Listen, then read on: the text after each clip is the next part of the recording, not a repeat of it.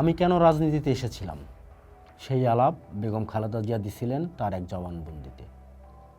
সাবেক প্রধানমন্ত্রী ও বিএনপির চেয়ারপারসন বেগম খালেদা জিয়ার বিরুদ্ধে দায়ের করা জিয়া অরফানেজ ট্রাস্ট মামলার শুনানি ও যুক্তিতর্ক চলাকালে 2018 সালের ফেব্রুয়ারিতে আত্মপক্ষ সমর্থন কইরা আদালতে লিখিত বক্তব্য দিছিলেন তিনি।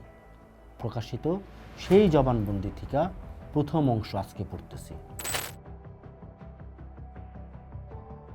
সমস্ত অভিযোগ সম্পূর্ণ কাল্পনিক ও পুরোপুরি বানোয়াট। মাননীয় আদালত, জিয়া অরফানেজ ট্রাস্টকে কেন্দ্র করে আমি সহ অন্যান্যের বিরুদ্ধে একটি সম্পূর্ণ মিথ্যা, উদ্দেশ্য প্রণোদিত ও হয়রানিমূলক মামলা দায়ের করা হয়েছে। এই মামলার সমস্ত অভিযোগ সম্পূর্ণ কাল্পনিক ও পুরোপুরি বানোয়াট। সমস্ত অভিযোগ স্ববিরোধী বক্তব্যে ভরপুর। এই ট্রাস্টের অর্থায়ন, পরিচালনা বা অন্য কোনো কিছুর সঙ্গে আমার নিজের ব্যক্তিগতভাবে কিংবা প্রধানমন্ত্রী হিসেবে দায়িত্ব পালনকালে প্রধানমন্ত্রীর কোনো সম্পর্ক ছিল না এবং এখনও নেই।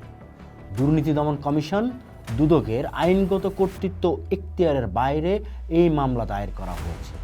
আর এমন একটি ভিত্তিহীন অভিযোগ দায়ের করা এই মামলায় বিচারের নামে দীর্ঘদিন ধরে আমি হয়রানি, পেরেশানি ও হেনস্থার শিকার হচ্ছি।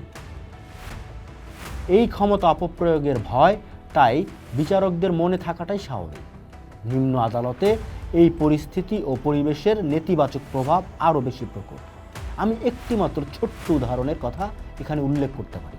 বাংলাদেশ জাতীয়তাবাদী দল বিএনপির সিনিয়র ভাইস চেয়ারম্যান এবং আমার ও শহীদ জিয়াউর রহমানের পুত্র তারেক রহমানকে অর্থ পাচারের একটি বানোয়াট অভিযোগ থেকে তার অনুপস্থিতিতেই একজন বিচারক বেকসুর খালাস দিয়েছিলেন। এই অপরাধে শাসক মহল উক্ত বিচারককে হেনস্থা ও হয়রানির উদ্দেশ্যে এমন সব তৎপরতা শুরু করে যে তাতে তাকে আত্মরক্ষার জন্য সপরিবারে দেশ ত্যাগ করতে হয়েছে।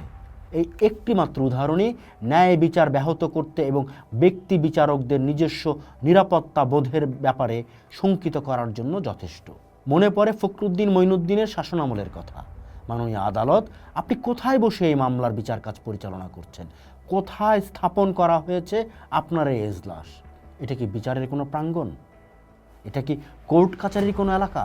আমার বিরুদ্ধে দায়ের করা মামলা বিচারের জন্য বিশেষ আদালত বসেছে আলিয়া মাদ্রাসা প্রাঙ্গণে। এই মাদ্রাসার প্রাঙ্গণের সঙ্গে বিচার ও কোর্ট কাছারির কোনো সম্পর্ক আছে কি? এখানে এলেই আমার মনে পড়ে ফখরুদ্দিন মঈনুদ্দিনের অবৈধ ও অসাংবিধানিক শাসনামলের কথা। আমরা সকলেই জানি এবং আপনিও জানেন এর জন্য আপনি দায়ী নন। এই সিদ্ধান্ত আপনি নেননি। আমার বিরুদ্ধে দায়ের করা মামলার বিচার কাজ কোথায় বসে পরিচালিত হবে, এজলাস কোথায় স্থাপিত হবে, সেটা প্রশাসনিক সিদ্ধান্ত। সেই সিদ্ধান্তের সঙ্গে শাসক মহলের ইচ্ছা ও অভিপ্রায় জড়িত। তারা এখানে এজলাস বসিয়েছে আমার মামলার বিচারের জন্য। শৃঙ্খলা ভঙ্গ, বিদ্রোহ, রাষ্ট্রদ্রোহ ও খুন ধর্ষণের দায়ে অভিযুক্তদের যেখানে বিচার হয়েছে সেখানে এজলাস বসিয়ে আমার বিরুদ্ধে দায়ের করা মামলার বিচারের আয়োজন তারাই করেছে। সেখানে আমাকে হাজির হতে হচ্ছে। ক্ষমতাসীনদের উদ্দেশ্য এর মাধ্যমে বিচারের আগেই, বিচার চলাকালেই এবং বিচারের নামেই আমাকে জনসম্মুখে হেয় করা, অপমান করা, অপদস্থ করা। এটাও বিচার প্রক্রিয়ায় এক ধরনের হস্তক্ষেপ।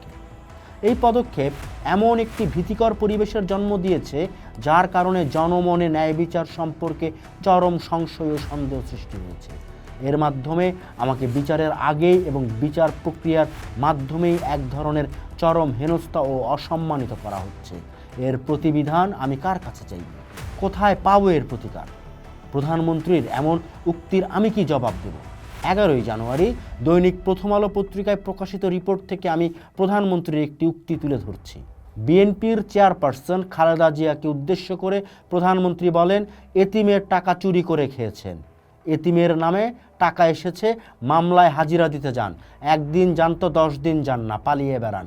ব্যাপারটা কি? এতেই তো ধরা পড়ে যায় যে চোরের মন পুলিশ পুলিশ।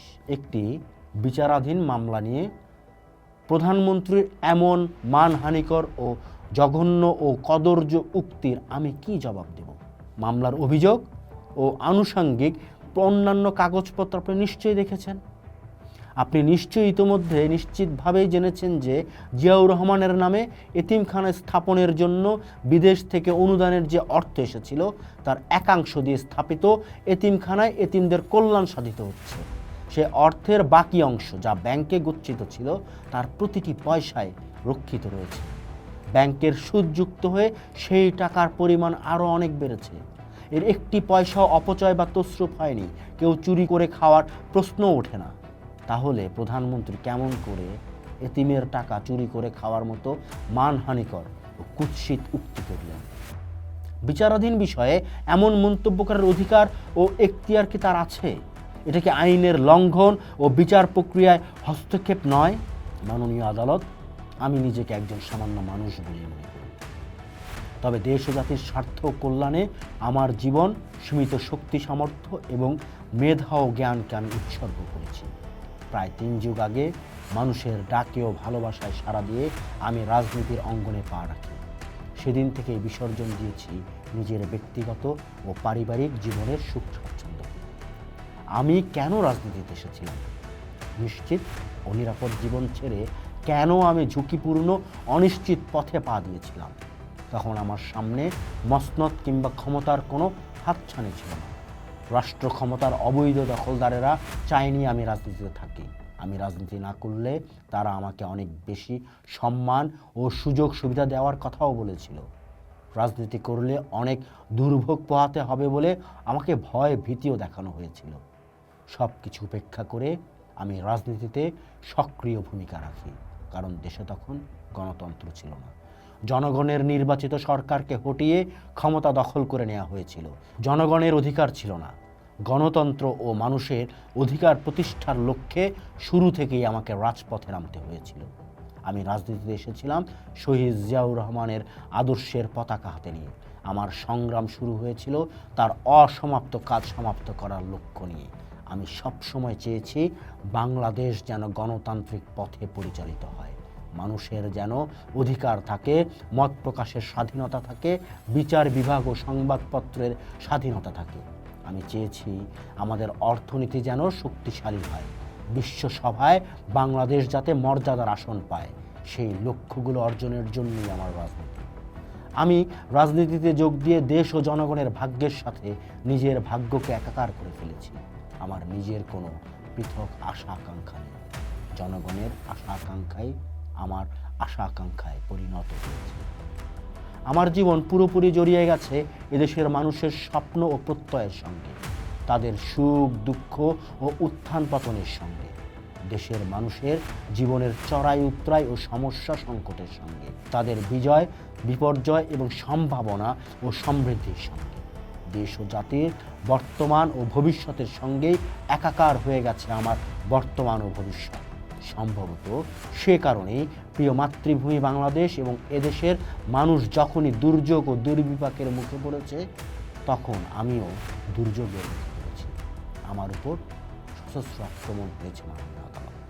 আপনি নিশ্চয়ই দেখতে পাচ্ছেন সাম্প্রতিক বছরগুলোতে আমার বিরুদ্ধে একের পর এক মিথ্যা মামলা মোকদ্দমা দায়ের করা হচ্ছে, জারি করা হচ্ছে গ্রেপ্তারি পরোয়ানা। প্রায় 4 দশকের স্মৃতি বিজড়িত বসত বাড়ি থেকে আমাকে উচ্ছেদ করা হয়েছে। আমাকে আমার বাসা ও রাজনৈতিক কার্যালয়ে বালির ট্রাক দিয়ে কয়েক দফায় দীর্ঘদিন অবরোধ করে রাখা হয়েছে। আমি আমার অফিসে অবরুদ্ধ থাকা অবস্থায় সে সময় বিদ্যুৎ, পানি, টেলিফোন, ইন্টারনেট সংযোগ বিচ্ছিন্ন করে দেওয়া হয়েছে। সেই অবরুদ্ধ অবস্থাতেই আমি মৃত্যু সংবাদ পাই বিদেশে চিকিৎসাধীন আমার একটি সন্তান। আর সেদিনই আমার এবং আমার সঙ্গে অবরুদ্ধদের বিরুদ্ধে সম্পূর্ণ বানোয়াট একটি মামলা দায়ের করা হয়। অভিযোগ করা হয় রাস্তায় গাড়ি পোড়ানো এবং বিস্ফোরক দিয়ে মানুষ হত্যা। অফিসে অবরুদ্ধ থাকা অবস্থায় নাকি আমরা এসব করেছি। এগুলো কি কোনো সভ্য মানবিক আচরণ? মাননীয় আদালত, আপনি দেখেছেন শাসক মহলের নির্দেশে আমার স্বাধীন চলাচল বিভিন্নভাবে ব্যাহত করা হয়েছে। প্রাণনাশের উদ্দেশ্যে আমার উপর বারবার হামলার ঘটনা সারা বিশ্ব দেখেছে। আমার উপর সশস্ত্র আক্রমণ চালানো হয়েছে, আমার গাড়ির উপর গুলি চালানো হয়েছে, আমার গাড়ি বহরে সশস্ত্র সন্ত্রাসী হামলা হয়েছে, দলীয় নেতাকর্মী ও নিরাপত্তা রক্ষীরা তাতে আহত হয়েছে। সন্ত্রাসীরা কেউ আটক হয়নি, কোনো ঘটনার বিচার হয়নি আজ পর্যন্ত। আমার নাগরিক অধিকার হরণ করা হয়েছে বারবার, আমার বিরুদ্ধে অব্যাহতভাবে অসত্য কুৎসিত অপপ্রচার চালানো হয়েছে। এর কোনো কিছুই বিচ্ছিন্ন কোনো ব্যাপার নয়।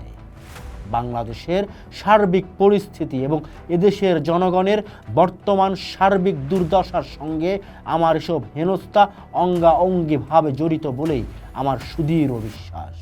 তাই মাননীয় আদালত, আমি যত সামান্যই মানুষ হই না কেন, আমার প্রতি বর্তমান শাসক মহলের আচরণের কারণ, পটভূমি ও প্রেক্ষাপটের ব্যাপ্তি কিন্তু সামান্য নয়। দেশ জাতির দুর্দশা থেকে এটিকে আলাদা করে দেখা যাবে না। কাজেই আলোচ্য মামলাটি দায়ের এবং এর সকল কার্যক্রম ও পরিণতি কেবল ফৌজদারি বিধিবিধান, আইন কানুন ও বিচার ব্যবস্থার মধ্যেই সীমিত নয়। অনুরোধ করব আমার কথাগুলো একটু শুনবেন। পুরো বিষয়গুলো ব্যাখ্যা না করলে কেবল আইনগত খুঁটিনাটির দিক তুলে ধরে এই মামলাটির সঠিক চিত্র বিশদ ও নিখুঁতভাবে তুলে ধরা সম্ভব নয়। এই জবানবন্দি বা বেগম খালেদা জিয়ার লিখিত বক্তব্য ছাপা হয়েছিল প্রথম আলোতে। সেইখান থেকেই আপনাকে লাইগা এতক্ষণ পড়লাম। আইজ এই পর্যন্ত।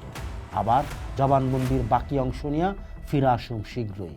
ততদিন পর্যন্ত ভালো থাকেন। পোস্ট দেখুন, ভাবুন, করুন।